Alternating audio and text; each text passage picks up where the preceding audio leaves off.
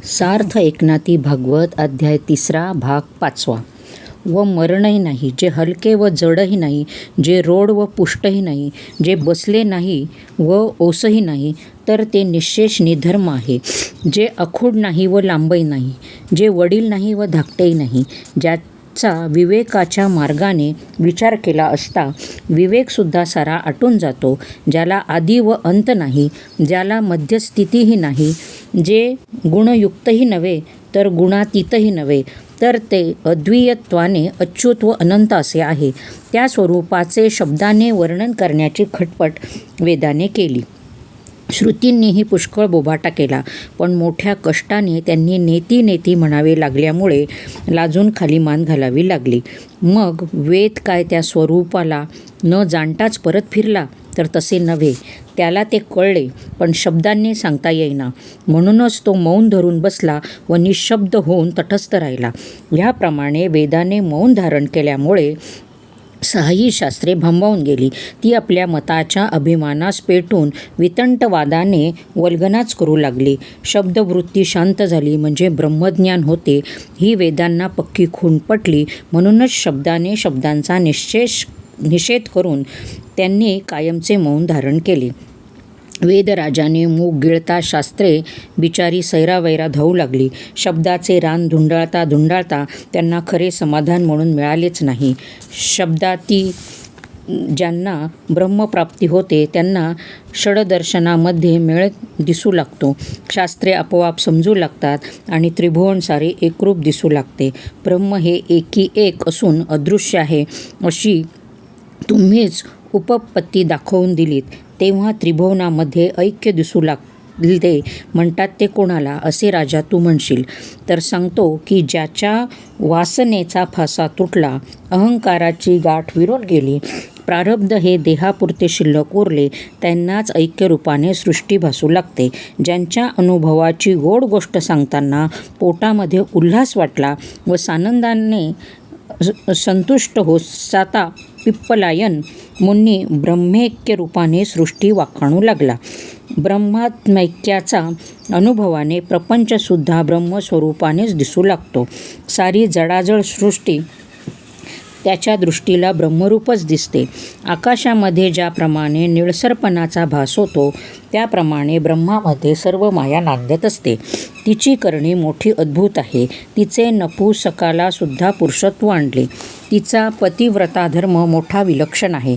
तिने नपुसकाच्या ठिकाणी काम उत्पन्न केला, अनाम्याला नाम ठेवले आणि निष्कर्माच्या ठिकाणी कर्म तिच्यामुळेच उत्पन्न झाले. ती निसंगाच्या संगतीमध्ये रममाण झाली आणि अंगाला अंग लावल्याशिवाय गरोदर राहिली. प्रधान व महत्त्व यांचा तिच्या पोटामध्ये गर्भ राहिला.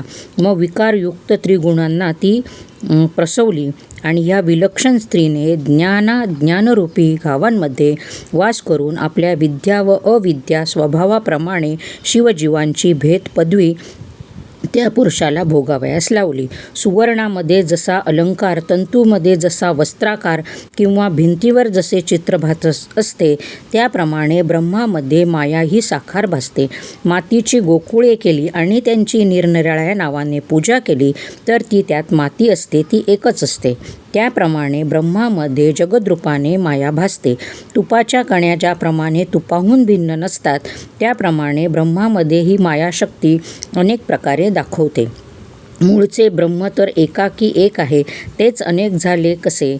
तर तो केवळ मायेचा संगतीचा परिणाम आहे, असा स्पष्टार्थ पिप्पलायनाने सांगितला. ब्रह्म मूळचे एक ओंकार रूप, ते एकच अकार उकार मकार अशा 3 प्रकारचे झाले. सत्वादी 3 गुणात्मक विकार त्याचेच होत. 3 गुण समसमान असले म्हणजे त्याला प्रधान असे म्हणतात. तेच क्रिया शक्तिसूत्र होय. त्यात ज्ञान उत्पन्न झाले म्हणजे त्यालाच महत्त्व असे म्हणतात. अहम ब्रह्म ही जी पूर्ण स्फूर्ती, त्यातील अहम ही देहाकृतीत आले. त्या देहभानामुळेच परब्रह्माला जीव असे म्हणतात. क्रिया म्हणजे 10 इंद्रिये, त्याच्या अधिष्ठातृदैवतांना ज्ञान म्हणतात. विषयाला अर्थ आणि सुखदुःखाला फल म्हणतात. 3 गुण, 5 भूते, 5 विषय, 10 इंद्रिये यांच्या साह्याने सुखदुःख भोगणारा जीव व ज्ञान, क्रिया, कर्माचरण हे सर्वही पूर्ण ब्रह्म म्हणून समजावे. साखरेचा मोठा फणस केला तरी त्यावरचे काटे, साल, अठळ्या वगैरे सारी शुद्ध साखरच. त्याप्रमाणे जगताच्या आकाराने सारे ब्रह्मच आहे. वस्त्राची बाहुली केली, तिच्यात निरनिराळे अवयव दाखवले तरी त्यात एकसारखे सूतच असते. तद्वत अविकृत असे जे परब्रह्म तेच जगाच्या आकारास आलेले दिसते. जग, विश्व, प्रपंच अशी जरी नावे असली तरी ते सर्व शुद्ध परब्रह्मच आहे. उपनिषदातील मुख्य तत्व ते हेच आणि वेदांतातील परमार्थ तो हाच. आता जगताच्या आकाराने खरोखर परब्रह्मच पसरलेले आहे आणि जग तर सारे विकारवंत आहे. तेव्हा ब्रह्मालाही विकार प्राप्त झाला असे कोणी म्हणतील तर हे राजा, ही गोष्ट केव्हाही घडणार नाही. ब्रह्माला माता पिता नाही, त्यामुळे त्याला जन्म नाही. आत्मा तर एकदेशी असता तर तो आईच्या पोटी जन्माला असता. आत्म्याशिवाय एक तिळभर सुद्धा रिकामी जागा नाही, इतका तो परिपूर्ण आहे. म्हणून त्याला जन्माचा स्पर्शही नाही. जन्मापूर्वी मुलाचे अस्तित्व नसते, जन्मास आल्यानंतर त्याचे अस्तित्व मानतात. पण ही अस्ति नास्तीची भाषा आत्म्यापाशी नाही. आता आहे, पूर्वी नव्हता, अशा प्रकारचे अस्तित्व आत्म्यामध्ये कधीही शिरत नाही. तो नित्य व निरंतर असाच आहे. देहरूपाने जन्मलेल्या बाळकाची दिवसेंदिवस वाढ झाल्याचे दिसून येते. तसा बाळजन्म आत्म्याला नसल्यामुळे त्याची वृद्धी म्हणजे वाढ होत नाही. ज्याला खरोखर वाढच नाही त्याच्या स्वरूपात कधी विपरिणाम म्हणजे बदल होत नाही. बाल्य, तारुण्य व वार्धक्य ह्या अवस्था आत्म्याला कधीच असत नाही. मी बाल्यदशेमध्ये धाकटा होतो, तोच तारुण्यापणाने मोठा झालो आणि हाय तोच मी आता म्हातारा झालो. अशा 3 अवस्था पाहणारा म्हणजे जाणणारा परमात्मा आहे. साक्षी किंवा पाहणारा असतो तो त्या अवस्थातीत असतो. तो अवस्थाभूत कधीच होत नाही. असा तो परमात्मा खरोखर देहांत असूनही अवस्थारहित म्हणजे देहातीत असतो. आत्मा व अवस्थाशून्य, अविकारी आणि पूर्ण आहे. त्याला कधी क्षीणता यावयाची नाही. तसेच ज्याला जन्मच नाही त्याला मरण तरी कुठून असणार. तू म्हणशील तो अविकारी, अवस्थारहित, पूर्ण, ज्याला जन्म मरण नाही असा आत्मा आहे तरी कोण? तर तो सर्वज्ञ असून केवळ ज्ञानस्वरूप आहे असे जाण. आता पुन्हा तू म्हणशील की ज्ञानही क्षणिक आहे. घटज्ञानाने पटज्ञान नाहीसे होते, पण तसे नव्हे. तो विषय जाणणारी ती इंद्रिय वृत्तीच नाश पावते. ज्ञान जसेच्या तसे अविनाशीच असते. याला अगदी बरोबर दृष्टांत म्हटला म्हणजे जसा प्राण देहाला वाढवितो, पण देहच बाल्यतारुण्यादी अवस्थाभूत होतो. प्राण अवस्था रहित असून जशाचा तसा असतो. प्राण हा देहाचा चालक आहे, ज्याला देहावस्थेची बाधा होत नाही आणि आत्मा तर प्राणासही चेतविणारा आहे. त्यामुळे त्याला देहावस्था असणे शक्यच नाही. याच प्राणाच्या दृष्टांताने परब्रह्माचे निर्विकारत्व साधून म्हणजे समजून घ्यावे. आत्मा हा देहेंद्रियांहून वेगळा आहे. ते पुढील श्लोकार्थाने स्पष्ट करून दाखविले आहे. अंडज, स्वदज, जारज आणि चौथे उद्भिज्ज यामध्ये आत्म्याच्या संगतीने प्राण सहज सर्वकाळ राहत असतो. प्राणाबरोबर आत्मा वर्तत असला म्हणजे त्याला जीव असे म्हणतात. त्या प्राणालाच तर देहावस्था बाधत नाहीत, तर मग जीवाच्या माथ्यावर त्या कोठून बसतील? देहेंद्रियांमध्ये वागत असतानाही आत्मा देहावस्थेपासून अलिप्त असतो, तो कसा असे म्हणशील तर त्यालाही आता दृष्टांत सांगतो, ऐक. आत्मा जेव्हा जागृत देहांमध्ये असतो तेव्हा त्याला सविकार मानतात. तोच देहेंद्रियांना सोडून पूर्वस्मृतीचे स्वप्नातही असतो. देहेंद्रियांशिवाय असणाऱ्या केवळ लिंगदेहांमध्ये आत्मा जागृतीतील अभिमानसंकल्पाने स्वप्नही पाहतो. ते स्वप्नही शांत झाले व देहाभिमान लयास गेला म्हणजे सुप्तकाळी सर्व विकारशून्य असा पूर्ण परमात्माच शिल्लक राहतो. देहेंद्रियांबरोबर अभिमानही लीन झाला म्हणजे स्मरत नाही, तेव्हा सर्व शून्यच झाले. मग तेथे ती द्वन्य आत्माही नाहीच असे म्हणशील.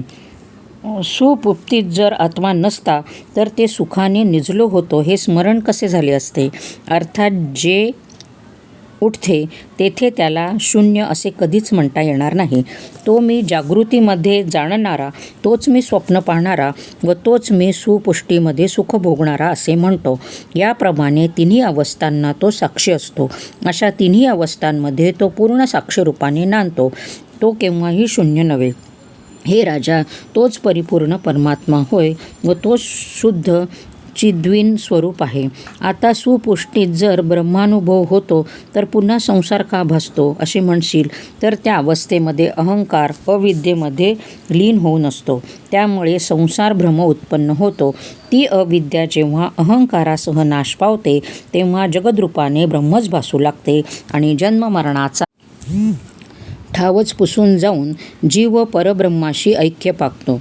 मग तेथे हेतू, दृष्टांत, प्रमाण, प्रमेय, प्रमाता यांनी रहित असा एक परब्रह्म परमात्माच सदोदित परमानंद स्वरूपाने राहतो. तेथे म्हणजे त्या अवस्थेमध्ये सुखावर सुखाच्या लाटा उसळू लागतात. आनंदच आनंदाचा उपभोग घेतो. स्वानंदानुभवाने परिपूर्ण झाल्यामुळे सारे जगच परमानंदाने दुमदुमू लागते. हे राजा, ह्या मायेचा निराश होऊन अशा प्रकारचा अनुभव केव्हा येईल असे जर आम्हाला विचारशील तर सांगतो की निष्काम भावनेने त्या यदुवर्य श्रीकृष्णाला भजावे. निर्विकार स्वरूपाची प्राप्ती अवश्य झाली पाहिजे असे मनात असेल तर उत्कट प्रेमाने अविश्रांत भगवत भक्ती करावी. पुत्रेषणेची व वित्तेषणेची गोष्ट सोडून लौकिकाची लाजही टाकून भगवतजनाच्या आवडीने अतिनिर्लज्जपणे नाचावे. पुत्र, वित्त व लोक यांच्याविषयी आसक्ती सोडून श्रीहरिचरणाचे भजन करीत राहिले म्हणजे चित्ताचे मळ क्षणाक्षणाने नाश पावू लागतात. कर्मापासून उत्पन्न होणारे ते रजतमादी दोष चित्तामध्ये ठाणे देऊन बसलेले असतात. ते सारे भक्तिप्रेमरूप जळाच्या योगाने धुवून जातात. सप्रेम भक्ती जशी जशी वाढत जाते तशी विरक्ती येऊन पाही लागते. त्यामुळे विषयासक्ती आपोआप कमी होऊन चित्तवृत्ती निर्मळ होते. चित्तवृत्ती निर्मळ झाली म्हणजे तो सर्व भूतांमध्ये परमात्म्याला अनन्य प्रीतीने भजू लागतो. हे ज्ञानोत्तर चौथी भक्ती अत्यंत श्रेष्ठ होय. ही भक्ती अतिशय उदार असते. ती भक्तांचा अहंकार नाहीसा करून टाकते. ती देव, मानव, स्त्रिया, शूद्र या सर्वांचा उद्धार करून जीवाला आनंदभरीत करते. ही भक्ती जेव्हा हाताला चढते तेव्हा भवभयाची निश्चेष शांती होते आणि चारी मुक्ती पाही लागतात. हरीची भक्ती अशी उदार आहे. डोळ्यांमध्ये सारा वाढला असता ज्याप्रमाणे सूर्य नेहमी उगवतो तरी समोर असलेले सूर्यबिंब त्याला दिसत नाही, मग इतर सगळे पदार्थ कसे दिसणार? तो सारा निघून गेला की दृष्टी अगदी निर्मळ होते. सूर्यमंडलासुद्धा सारे पदार्थ त्याला स्वच्छ दिसू लागतात. तद्वत परमात्मा हृदयामध्ये राहतो खरा, पण चित्तवृत्ती मळी नसते तोपर्यंत त्या परब्रह्माचा प्रकाश होत नाही. कारण चित्त वासनेच्या दोषाने दूषित झालेले असते. तेव्हा भगवत भक्ती केली तरच चित्तवृत्ती निर्मळ होते आणि अशा भजनानेच भक्ती निर्विकार स्वरूपाला पोचतात. परमप्राप्ती पावण्याच्या जगामध्ये एक भगवद्भक्ती समर्थ असते. ती नृपवर्या, ती मी तुला यथार्थ रीतीने सांगितली.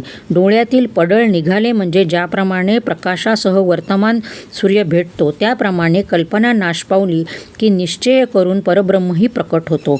मग जेव्हा निश्चय करून निर्विकल्प साम्यावस्थेमध्ये पोहोचते तेव्हा त्याला देहामध्ये वागत असतानाही भावबंधन स्पर्श करीत नाही, हे पक्के समज. याप्रमाणे मोठ्या आनंदाने पिप्पलायनाने गर्जना करून भाषण केले तेव्हा राजाला मनापासून संतोष झाला व अनुभवाची खूण पटली.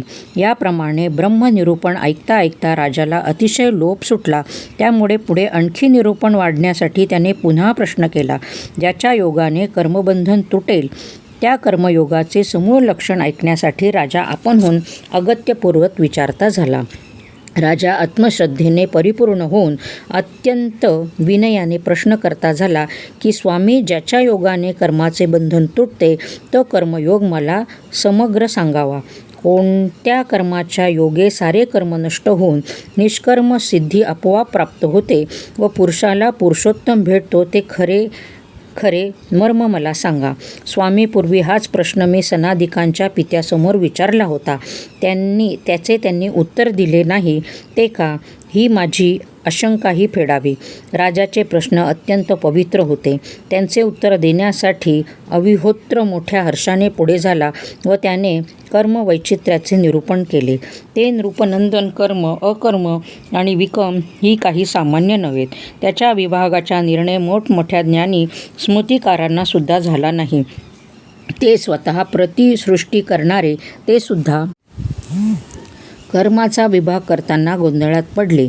ज्यांनी एक चुळीने उदकाचा समुद्र शोषून टाकला ते सुद्धा कर्मसमुद्रामध्ये बुडून गेले. याच कर्माच्या विवंचनेमध्ये महर्षीच्या कोटीच्या कोटी मताभिमानाने थकून गेल्या. त्यांनाही शेवटी याचा उलगडा झाला नाहीच. कर्माचे विभाग खुद्द ब्रह्मदेवालाही कळले नाहीत. तेथे त्या कर्माची विवंचना करावयाला इतरांची कथा काय. कर्माचे मूळ वेद आहेत आणि वेद स्वतः नारायणच होय.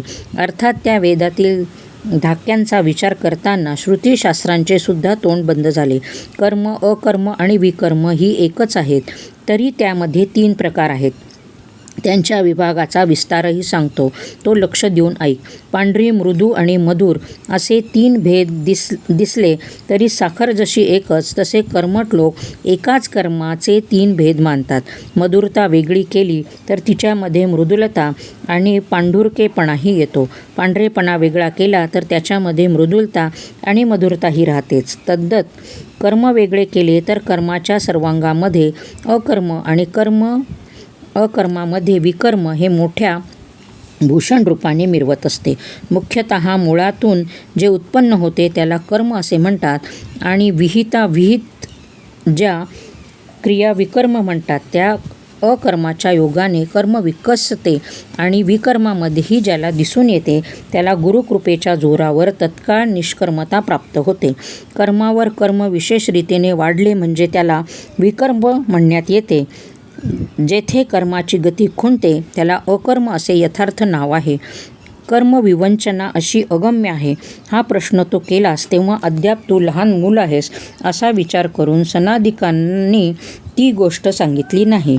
हे नृपनंदना, कर्माची विवंचना कोणालाही अधिकारा वाचून सांगू नये, कारण कर्म हे ज्ञानालाही अत्यंत दुर्बोध आहे. रोग जाण्यासाठी बाप जसा मुलाला औषध देतो आणि जे त्याने आवडीने घ्यावे म्हणून ज्याच्या हातावरती साखर घालतो, त्याप्रमाणे वेदांचा परोक्षवाद मतिमंद लोक खराच समजता. कर्मानेच कर्मबंध तोडून टाकावा असा वेदांचा अंतर्गत हेतू आहे. वेदाने सर्वाधिक फळ सांगितले आहे, पण ते कर्मात प्रवृत्ती होण्याकरता केवळ प्रलोभन म्हणजे लालूच आहे. कर्मानेच कर्माचे मूळ तोडून टाकले हेच वेदवचनांचे मुख्य तात्पर्य अथवा फळ आहे असे समजावे. पायात लोखंडाची बेडी पडली असता ती तोडण्याकरता घण आणला, पण तो घनच ज्यांनी विकून खाल्ला त्याचे बंधन कधी तुटायचे नाही. त्याप्रमाणे खरोखर कर्माचे कर्मबंधन तोडायचे ते विसरून जे लोक सारे कर्म विषयाप्रित्यर्थच खर्च करतात त्यांचे भवबंधन कधीच तुटावयाचे नाही व जन्ममरण कधीच सरावयाचे नाही. दुसरे, आम्ही स्वर्गफळाची इच्छा करीत नाही म्हणून तो वेदोक्त कर्म आचरित नाही, त्याचीही ती समजूत उलट झाली म्हणून समजावे. त्याच्यावर मोठा अनर्थ गुदरतो. आम्ही जितेंद्रिय असे म्हणून घेऊन त्या घमेंडीने जो वेदोक्त कर्मचरण करीत नाही त्याला परमार्थाची प्राप्ती तर होतच नाही, पण उलट त्याच्यावर मोठा अनर्थ कोसळतो. एखादा जरी मोठा शास्त्रवेत्ता व ज्ञानी झाला आणि जर तो वेदोक्त कर्माला विमुख होऊन राहिला तर तो जाणतेपणानेच नाडला व दुःखसागरामध्ये बुडाला असे समज.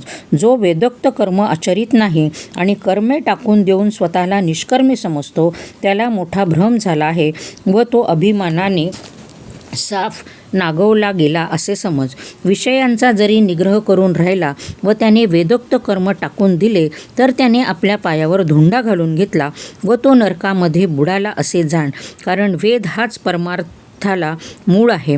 याकरता वेदोक्त कर्म न करता जे काय करणे ते सर्व राजा अधपातास कारण होते. डोळे हे खरोखर पाहणारे आहेत, पण ते डोळेच बाहेर काढून पाहावयास गेले तर आपली डोळसताच नाहीशी होते, मग इतर पदार्थ पाहणार कोण. तद्वत ज्याने वेदोक्ताचे आचरण न करता जो जो परमार्थ असा मानला त्याने खरोखर आमंत्रण देऊन अनर्थ घरी आणला म्हणून समजावे.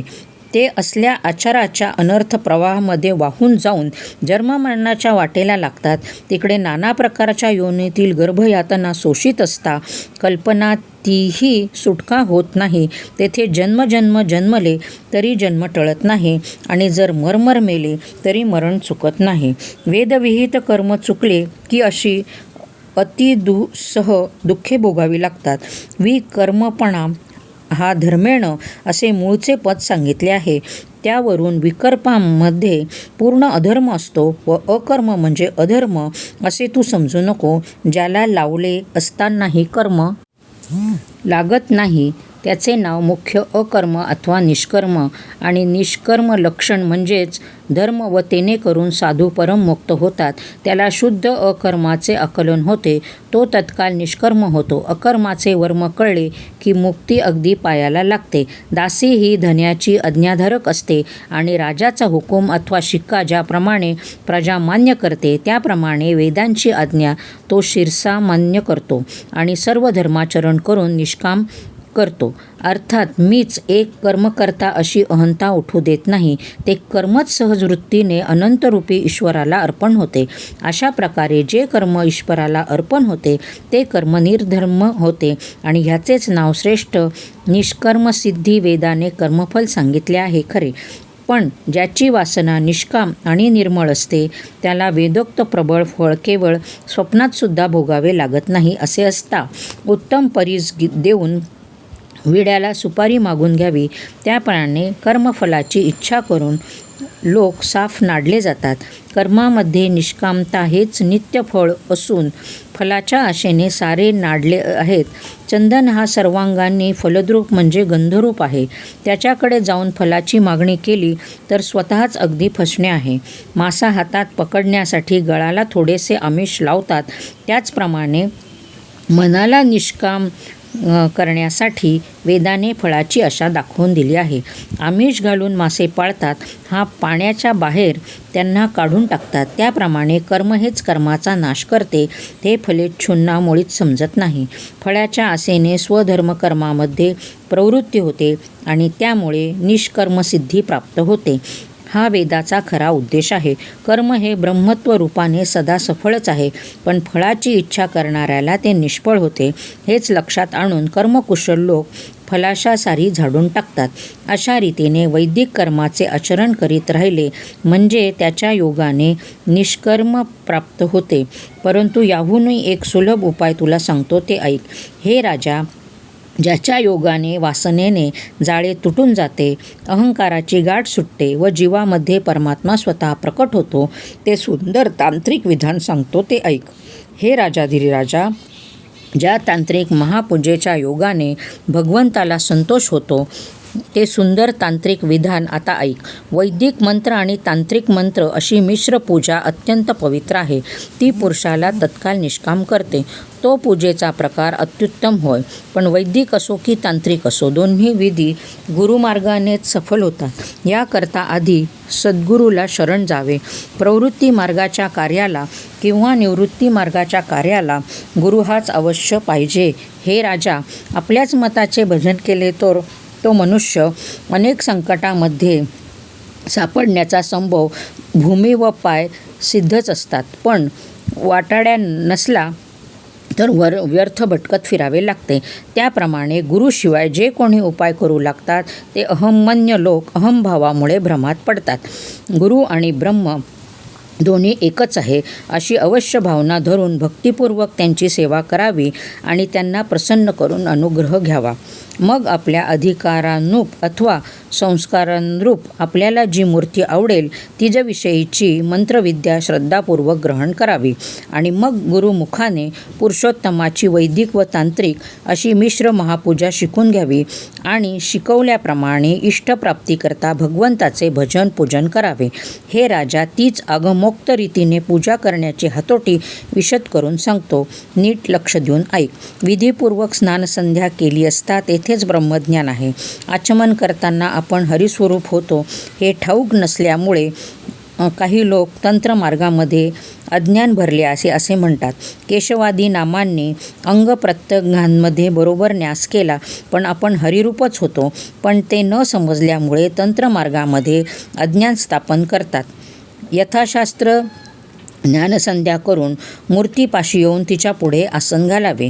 ते असे की प्रथम दर्भासन, त्यावर मृगचर्म आणि त्यावर वस्त्राची घडी याप्रमाणे असावे. त्यावर बसून रेचक, पूरक आणि कुंभक अशा प्राणायने करून प्राणांचे संयमन करावे आणि भूतिशुद्धी इत्यादिकांनी शरीर शुद्ध करावे. भूतविलय, भूतशुद्धी, प्राणप्रतिष्ठा इत्यादीने पिंड शुद्ध करून ज्ञात्या मनुष्याने गुरुसंप्रदायाने प्राप्त झालेल्या विधीप्रमाणे मूलमंत्राचे अंगप्रत्यंगी न्यास करावे. हृदय, कवच, शिखा, शीर, नेत्र, अस्राय, फट इत्यादी अगभुक्त प्रकाराचे यथाविधी करावे. ह्याप्रमाणे मूळमंत्र दीक्षा व दिग्बंधादी संरक्षण विधी झाल्यानंतर ते राजेंद्रा मूर्तीपूजन करावे. ते कसे सांगतो ते ऐक. पूर्ण श्लोकामध्ये सांगितल्याप्रमाणे सारे प्रयोग, द्रव्यशुद्धी, भूमिप्रोक्षण वगैरे पुन्हा करावे. प्रत्येक पदार्थ शुद्ध करणे ही मुख्य शुद्धी होय. भूमिशुद्ध संमार्जनाने होते, आत्मशुद्धी चित्ताच्या सावधपणाने होते व मूर्तीवरील पूर्वीचा लेप म्हणजे निर्माल्य वगैरे काढले असता मूर्तीशुद्धी होते. नंतर पूजेचे साहित्य सिद्ध करून त्या सर्वांवरती शंखोदकाने प्रोक्षण करून त्यावर आसनावर एकाग्र मन करून बसावे. त्याच्या ध्यानामध्ये संपूर्ण मूर्ती येत नाही, त्याने प्रतिमा मूर्ती स्थापन करून तिचीच मिळालेल्या उपचाराने अगमोक्त विधीने पूजा करावी. महत्प्रयत्नाने का होईना मूर्ती ध्यानात येत असेल त्याने ब्रह्मोपचाराची यतायात सोडून ध्यानदृष्टीने उत्तम प्रकारे मानसपूजाच करावी. ज्याच्या हृदयातील ध्यान ढळत नाही व बाह्य मूर्तीचीही पूजा सावधपणाने करता येते, त्याने अगमोक्त विधीने दोन्ही पूजा यथासांग कराव्यात. पूजेच्या उपचाराने सर्व साहित्य जवळ ठेवून घेऊन मग शास्त्रोक्त प्रकारे मूर्तीच्या ठिकाणी न्यास करावे. आपण आपल्या अंगावरती जसे न्यास करतो असेच मूर्तीलाही करावेत. मूळ मंत्राने मूर्तीला न्यास करावे ही अगमुक्त गुरुदीक्षा होय. आपल्या अंग प्रत्यंगाच्या ठिकाणी अगमुक्त न्यास केले म्हणजे करणारा स्वतः ऋषिकेश होतो. हाच त्यातील मुख्य उद्देश मनात दृढ करावा.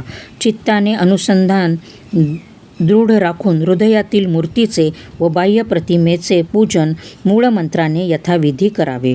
अव्यंग म्हणजे हातापायांदिकांत किंचितही व्यंग नसलेली अशी श्यामसुंदर मनोहर श्रीकृष्णाची मूर्ती ध्यानामध्ये आणावी. ध्यान करताना मनास अत्यंत उल्हास वाटावा. सुंदर चतुर्भुज मूर्ती शंख, चक्र, गदा, कमल आयुधांसहित तसेच पार्षद समुदाय आणि आयुधाच्या देवता इत्यादी सर्वांचे चिंतन करावे. मधुपर्क, विधी, पाद्य, अर्ध, आचमन इत्यादी देऊन निर्मळ जले करून पुरुषसूक्त मंत्राने स्नान घालावे. मुकुट, कुंडले, कमरेमध्ये मेखला नेसायला भरजरी पितांबर, गळ्यापासून पायापर्यंत रुळणारी वनमाळा, कंठामध्ये तेजपुंज, कौस्तुभमणी, पद्मचिन्ह असलेले नाजूक पायाचे तळवे, त्यावर उर्ध्व रेखा, ध्वज, वज्र इत्यादी चिन्हे, तसेच पायवाळे, साखळ्या व पैंजण इत्यादी भूषणांचा गजर होत असलेले असे सुंदर पाय, शुद्ध श्यामवर्ण, कपाळावर पिवळा केशरी टिळा लावलेला, त्यावर कुंकुमात भिजलेल्या तांबड्या लाल अक्षदा, गाठ बांधलेल्या केसांवर गुंफलेली फुले, त्यासभोवती भ्रमराचा समुदाय, गळ्यांमध्ये कमळाच्या व तुळशीच्या माळा आणि श्यामवर्ण अंगावर शोभणारी चंदनाची ओटी, धूप, दीप, नैवेद्य व कर्पूरयुक्त तांबूल अर्पण करावा. नंतर निरंजन ओवाळून उच्च मंत्रस्वराने जय जयकार करून मंत्रपुष्प अर्पण करावे. त्यानंतर वेदोक्त मंत्राने स्तुती करावी आणि पूर्णोक्त अनेक प्रकारची स्तोत्रे म्हणावी किंवा प्राकृत भाषेतील अनेक प्रकारच्या नामोच्चारासह गद्य पद्यात्मक स्तुती करावी. हे जनक राजा, स्तवनाने भगवंताला संतोष होतो अशी भावना करावी आणि मग अत्यंत प्रेमभावाने श्रीहरीला साष्टांग नमस्कार करावा. द्वैतभावाने भजन करणे ही स्थूल बुद्धी समजावी. भजनामध्ये तन्मय होऊन जाणे हीच खरोखर भजनाची सिद्धी आहे, हे पक्के लक्षात ठेवावे. मूर्तिज्ञानाने तन्मय स्थिती होणे व ऐक्यभावाने वृत्तीही निश्चल राहणे याचेच नाव मुख्य भक्ती होय. ह्याप्रमाणे पूजा करून उठल्यानंतर पुन्हा श्रीहरीला नमस्कार करावा. अशा प्रकारे हरीची पूजा करून शेष प्रसाद मस्तकावर धरून मग देव आपल्या हृदय मंदिरामध्ये निजवावा. ध्यानमूर्तीचे हृदयामध्ये शयन हे मानस पूजेचे विसर्जन होय व प्रतिमेला पलंगावर निजवणे ही प्रतिमा पूजा विधानाची समाप्ती होय. पूजेचे विसर्जन झाले तरी आपले अनुसंधान सोडू नये, अर्थात सदा सर्वदा अखंड हरीचे स्मरण करीत असावे. राजा यांचेच नाव अगम विधी हे लक्षात ठेव. हा परमात्म्याची प्राप्ती करून देणारा असल्यामुळे बुद्धिमान लोक सदा सर्वथा हाच पाळतात. पुन्हा असे समज की अगमोक्त विधी लक्षणांमध्ये प्रतिमाच काही मुख्य नव्हे, तर ज्याची जिथे पूर्ण श्रद्धा असेल अथवा बसेल तेथे हा विधी खुशाल करावा. हे राजा, ही पूजा काही एकदेशीय म्हणजे प्रतिमेतच होते असे नाही, तिला अनेक स्थाने आहेत. त्यात ज्याच्या योगाने भगवत प्राप्ती अतिशीघ्र होईल ते मी तुला सांगतो. याच विधीने जलामध्ये यथाकाळी यथासांग पूजा करावी किंवा सूर्यमंडळामध्ये हरीचे ध्यान करून सोज्वळपणे पूजा करावी किंवा अग्नीच्या ठिकाणी ज्वाला निघाला म्हणजे त्यात श्रीहरीचे स्वरूप मनात आणून त्याची पूजा करावी. परंतु सर्वांपेक्षा अतिथी हा भगवत स्वरूप आहे असे समजून त्याची पूजा केली असता भगवंताची प्राप्ती फार त्वरित होते. वैश्वदेवाच्या अंती जो कोणी येईल तो कोणीही व कोणत्याही जातीचा असो, त्याची जे भगवत भावनेने पूजा करतात त्याच्या घरी पूर्ण प्राप्ती धावत येते. म्हणून ज्याची ओळख नाही असा कोणी वैश्ववेदाच्या अंती आल्यास त्याची जे ब्रह्मभावनेने पूजा करतात त्याच्या भुक्ती व मुक्ती दासी होऊन राहतात. तशात वैश्ववेदाच्या अंती मोठ्या भाग्याने पवित्र ब्राह्मणच आला व त्याचे व जर श्रद्धापूर्वक पूजन केले तर त्याच्या घरी स्वानंदाने नारायण वास करतो. राजा, वैश्वदेवाच्या अंती अतिथीबरोबर भुक्तिमुक्तीही येत असतात. याकरता अतिथी विन्मुख गेल्यास गृहस्थ त्या लाभास अंतरतो आणि त्याची पूजा केली असता मुखाची प्राप्ती होऊन परमानंदाने नांदू लागतो. अतिथीच्या ठिकाणी मूर्तीचे ध्यान मुळीच करावे लागत नाही, कारण तो स्वतः नारायण स्वरूपच असल्याने त्याची पूजा केली असता सर्वार्थसिद्धी पूर्णपणे हातास चढते. याप्रमाणे अतिथीला जे अर्पण करावे भगवंताच्या मुखीत समर्पित होते. याकरता इत्यादी करून सदा सर्वदा अतिथीला ब्रह्म समजून त्याचे पूजन करावे. हे राजा, पूजास्थान म्हणून वर जे जे सांगितले आहे तेथे तेथे पूजकाची श्रद्धा हीच मुख्य आहे. श्रद्धेशिवाय पूर्ण प्राप्ती कधीच व्हावयाची नाही, ही गोष्ट लक्षात ठेव. आपले हृदय हेही पूजास्थान आहे. त्या हृदयामध्ये आपण श्रद्धेने पूजन केले असता संपूर्ण प्राप्ती आपोआपच येऊन उभी राहते. नाहीतरी देहचालक ईश्वर आपल्या देहामध्ये हृदयातच असतो. त्याच्या ठिकाणी श्रद्धा धरून भजन केले असता सहज आत्मप्राप्ती होते. आपण जे जे सेवन करतो ते ते भगवन्मुखच पडते. अशा भावनेच्या भजनाने परमात्मा सहज पावतो. देहाची अहंता सोडून सर्व भोग भोगणारा ईश्वर आहे अशी दृढ भावना धरली असता परमार्थाचा प्रत्यक्ष साक्षात्कार घडतो. देह हा जड मूळ अचेतन आहे. सकल भोग पूर्णपणे भोगणारा ईश्वरच आहे असे असता देहाभिमान वाढवून अज्ञान लोक अनेक दुःखे भोगतात. हे नृपवर्या, ती देह अहंता सोडून हृदयस्थ परमात्म्याला शरण गेले असता खरोखर परमात्म्याचा पूर्णपणे लाभ होतो. मी पण निखालस सोडून देणे याचेच नाव हृदयस्थानाला शरण जाणे होय. तू स्वतः परब्रह्म स्वरूप आहेस. उगीच देहाभिमान धरू नकोस. हे राजा, अशा कर्मानेच कर्मबंधन तुटते व पूर्ण समाधान मिळते. आगमोक्त भजनाचे हे मुख्य लक्षण होय. आगमोक्त भजनाचे व कर्मयोगाचे हे मुख्य लक्षण ऐकून राजाला अत्यंत समाधान वाटले व तो परमानंदाने तृप्त झाला. राजाची श्रवणेच्छा जसजशी पूर्ण होऊ लागली तसतशी कथा अधिक गोड लागू लागली आणि श्रवणाची इच्छा फारच वाढू लागली.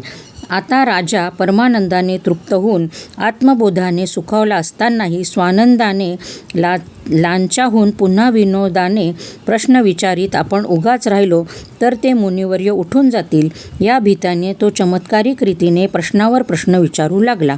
स्वानंदाने त्याची चित्तवृत्ती भरून गेली. इंद्रिये आत्मसुखस्थितीने वेधून गेली. याप्रमाणे राजा मनामध्ये अगदी तृप्त होऊन गेला तरी प्रश्न विचारितच होता. यापुढे तो हरीचे अवतार विचारील. ती कथा सुंदर आणि मनोहर असून तिचे निरूपण फारच प्रेमळ असल्यामुळे आपले हृदय अगदी शांत करून सोडेल. त्या प्रश्नाचे प्रत्युत्तर म्हणजे उत्तम कथा स्वारस्य आहे.